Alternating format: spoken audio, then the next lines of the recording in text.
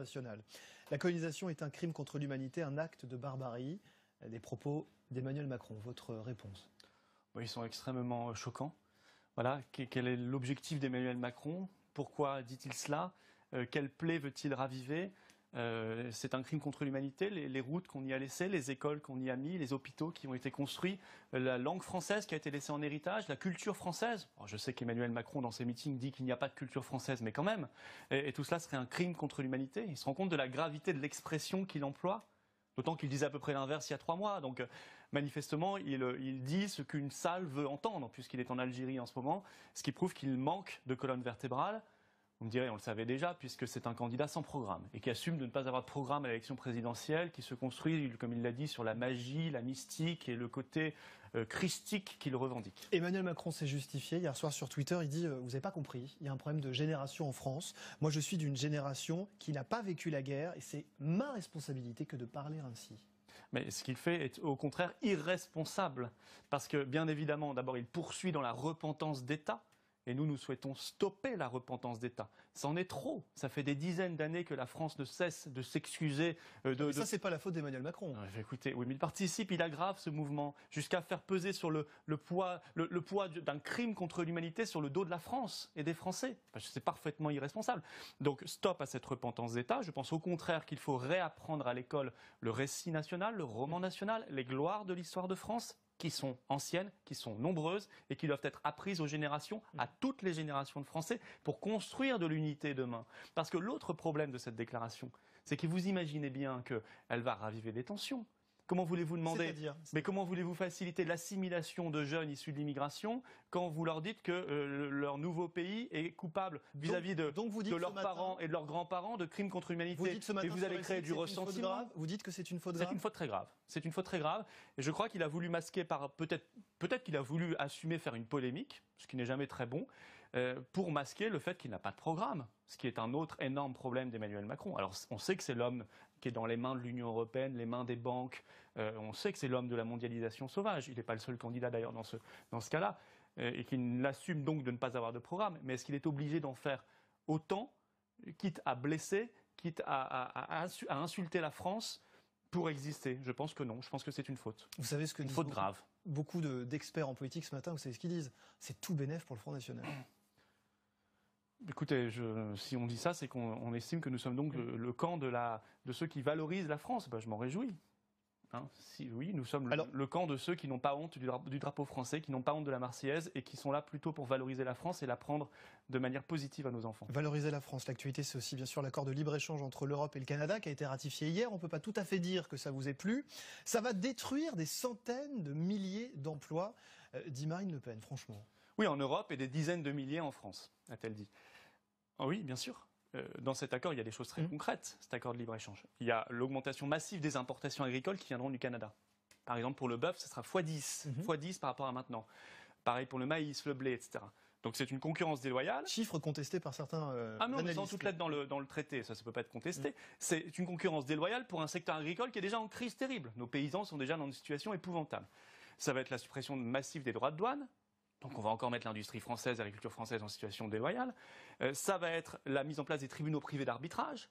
C'est-à-dire que ce sont des tribunaux privés gérés par des avocats d'affaires qui joueront les juges en situation la plupart du temps de conflit d'intérêts, devant lesquels des multinationales pourront aller traîner des États si elles estiment que les États n'ont pas les bonnes législations. Mais excusez-moi, c'est l'inverse de la démocratie.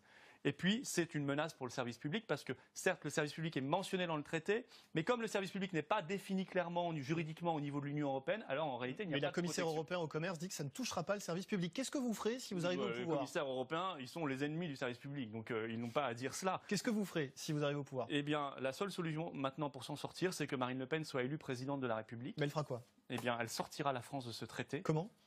Nous sommes souverains, nous pouvons le faire. Et d'ailleurs, au passage, effectivement, elle redonnera à la France sa souveraineté commerciale. Je ne sais pas si les Français le savent, mais ce n'est pas la France qui négocie ses accords commerciaux dans le monde. Contrairement à ce que fait maintenant le Royaume-Uni grâce au Brexit, qui peut donc défendre ses intérêts commerciaux. Donc en gros, ce ne sera plus l'Europe, c'est la France qui décidera. Ce ne sera plus la Commission de Bruxelles, ce sera la France, le gouvernement français, ce qui est normal dans une démocratie, qui gérera les accords commerciaux de la France, ce qui était encore le cas il y a une quinzaine d'années, avant les traités européens de Nice, puis de Lisbonne. Et puis elle sortira la France de tous ces accords de libre-échange. Il y a le CETA avec le Canada, il y a eu le TAFTA qui n'est pas encore totalement enterré, même si normalement Trump va l'enterrer. Il y a avec l'Australie. la Nouvelle-Zélande, et au contraire, elle mettra en place une politique de protectionnisme intelligent. Qu'est-ce que ça veut dire? Ça veut dire qu'on ne taxe pas tout ce qui vient en France, loin de là, mais on taxe quand il y a une concurrence déloyale sur le plan social ou sur le plan environnemental, par exemple. Alors, on revient d'un mot sur votre programme économique. 144 propositions qui ont été dévoilées par Marine Le Pen ces dernières semaines. Et alors, celle-ci, assez surprenante, la promesse d'un déficit sous les 3% dès 2019 et ensuite, à la fin du quinquennat, 1,3%. 1,3%, oui. Pardonnez-moi si on regarde les dernières décennies en France, complètement irréaliste. Non, c'est irréaliste. Alors vous faites comment? Si irréaliste, on n'a pas de croissance.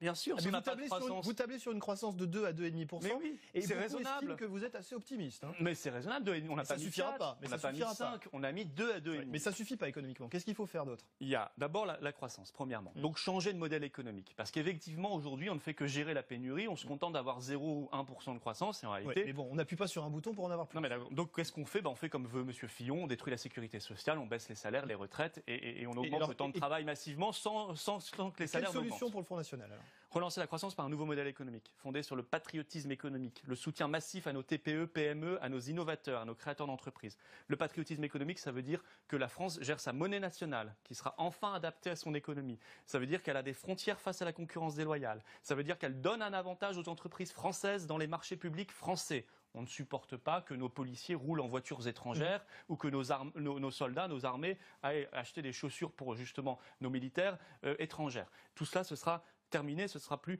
possible. Ça, ce sont des recettes qui marchent dans le monde entier. Et puis, il y a une série de dépenses nocives ou inutiles qu'il faut supprimer. Alors, il ne faut pas supprimer la sécurité sociale, comme veulent le faire d'autres. Il ne faut pas augmenter la TVA, il ne faut pas supprimer les retraites, comme veulent le faire d'autres. Ce qu'il faut faire, c'est supprimer les coûts liés à l'immigration massive. La Cour des comptes, par exemple, a dit rien que l'asile, qui explose en ce moment, c'est 2 milliards d'euros par an. Rien que l'aide médicale d'État réservée aux clandestins, c'est 1 milliard d'euros par an. Il faut lutter contre la fraude sociale. Nous, que nous proposons, c'est un désengagement de Marine Le Pen. Et vous arriverez à faire tout ça sans que la France ne hurle, avec une partie, en tout cas, de la population qui descendrait dans la rue en disant vous arrêtez de toucher à tout ce qui fait la colonne vertébrale de la République française? Non. L'aide médicale d'État ne fait pas la colonne vertébrale de la France. L'aide médicale d'État a été créée en l'an 2000 par Lionel Jospin. Et c'est une dérive terrible, une pompe aspirante de l'immigration. La fraude sociale. Nous avons proposé la création d'une carte vitale biométrique qui sera fusionnée avec le titre d'identité. Donc elle sera sécurisée.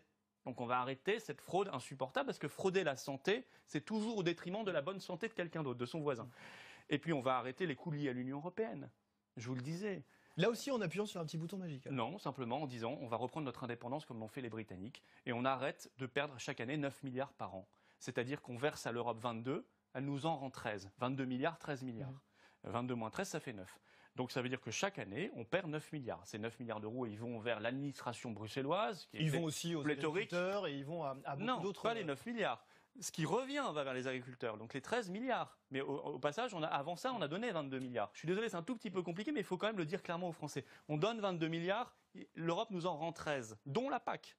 Mais nous, on donnera directement à nos agriculteurs. Et donc, ils toucheront exactement les mêmes sommes, et elles seront définies cette fois par la France selon des critères français et non plus européistes. Par contre, les 9 milliards d'économies qui font la différence, eh bien, ils servent à l'Europe de l'Est, ils servent à l'administration pléthorique de Bruxelles, ils servent à tout ça. Et tout ça changera. Et ça fait 9 milliards par an d'économies. Je peux vous dire qu'on peut en faire des choses avec cela, notamment redonner du pouvoir d'achat aux Français, désendetter la France et aider nos services publics. Florian Philippot, François Fillon a un nouveau directeur de campagne depuis hier, Nicolas Sarkozy?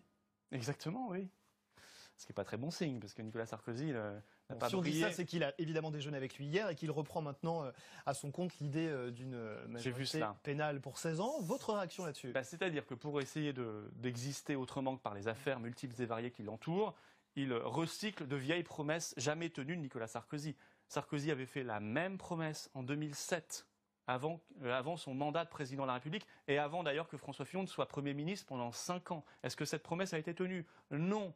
Ils ont refait cette promesse en 2010 pendant le mandat. C'était M. Estrosi à l'époque qui avait parlé exactement de la même chose. Mais ça vous embête que François Fillon revienne sur un terrain qui aujourd'hui est votre terrain de prédilection? Mais non, ça montre son désarroi. Ça montre comme ça, il est capable, à 2 mois de l'élection, de sortir une mesure du chapeau qu'ils ont déjà sortie il y a 10 ans. Je vais vous dire ce qu'il faut faire, moi, sur la délinquance des mineurs. Si on veut parler sérieusement du projet. Non pas, comme l'a fait Fillon quand il était Premier ministre, déjà supprimer 12 500 policiers et gendarmes, il faut en embaucher 15 000 sur le mandat. Non pas faire des lois pénales laxistes comme ils l'ont fait quand ils étaient entre 2007 et 2012 au pouvoir. Il faut responsabiliser les parents. C'est l'engagement numéro 18 sur 144 de Marine Le Pen. Parce que souvent la délinquance... Là aussi, on peut considérer que c'est un vœu pieux, hein, responsabiliser Non, les parents, ça veut dire, va pas se faire ça veut avec dire très le fameux concrètement... bouton magique, pardonnez-moi la métaphore filée. Mais ça veut dire très concrètement qu'on supprime les aides sociales aux parents des mineurs récidivistes en cas de carence éducative manifeste. C'est l'engagement 18 de Marine Le Pen. Ça veut dire que la délinquance, elle commence bien avant 16 ans souvent. Et que d'ailleurs, la promesse faite par Donc il faut François abaisser Fillon... à 12 ans? Mais ce n'est pas une question de majorité pénale. D'ailleurs, la promesse de François Fillon est souvent inopérante parce que l'excuse de minorité pour les récidivistes entre 16 et 18 ans n'existe plus déjà. Donc on voit que c'est vraiment de la poudre aux yeux. Par contre, responsabiliser les parents, agir sur les aides sociales, je peux vous assurer que ce sera efficace et que du jour au lendemain, vous aurez déjà un effondrement de la délinquance des mineurs parce que les parents... se sentiront un tout petit peu plus responsabilisés qu'aujourd'hui où ils savent qu'ils sont dans l'impunité la plus totale. Florian Philippot, il paraît que vous êtes très bon en calcul. Combien il y aura de députés Front National en juin à l'Assemblée? Une majorité. Non, allez, donnez-nous la Oui, réponse. mais je ne veux pas vous dire plus que ça. Une majorité. Vous avez fait les calculs, bien sûr que vous les avez fait. Attendez. Les calculs. D'ailleurs, une majorité qui ne sera pas Aujourd'hui. seulement que Front National. Elle sera une majorité de patriotes. Parce que nous ouvrons les bras à tous les patriotes de droite et de gauche. Et bien évidemment, nous savons qu'il y a des réserves de patriotisme immenses. Il faudra qu'on discute avec les amis de M. Dupont-Aignan. Il faudra qu'on discute avec les amis de M. Guénaud. Donc ça veut dire que pour l'instant, ils vous disent non, hein. Il n'y a pas de dialogue. Il y a un dialogue ou il n'y a pas de dialogue? Non, pour l'instant, il n'y a pas vraiment de dialogue. Ils sont pour l'instant candidats au premier tour de l'élection présidentielle, ce qui est leur droit le plus absolu. D'accord, et c'est après qu'on parlera? Il faut qu'on parle dès l'entre-deux tours, clairement, parce que nos adversaires savent s'unir. Vous savez bien, les Fillon, les Macron, les Hamon, les Mélenchon, tout ça, ils finiront ensemble. Moi, je vous l'annonce déjà. Même si Mélenchon était le candidat de second tour, Fillon et Macron appelleraient à voter pour lui, sans aucun problème. Donc tout cela, c'est un peu du cinéma. Donc il faut que nous, en face, les patriotes, on soit unis aussi. Et je sais qu'on est majoritaire dans l'opinion et dans le peuple français. Donc il faudra qu'on discute, et puis ça se prolongera aux élections législatives. On va continuer un petit peu la fiction avec la question off, mais devant les caméras.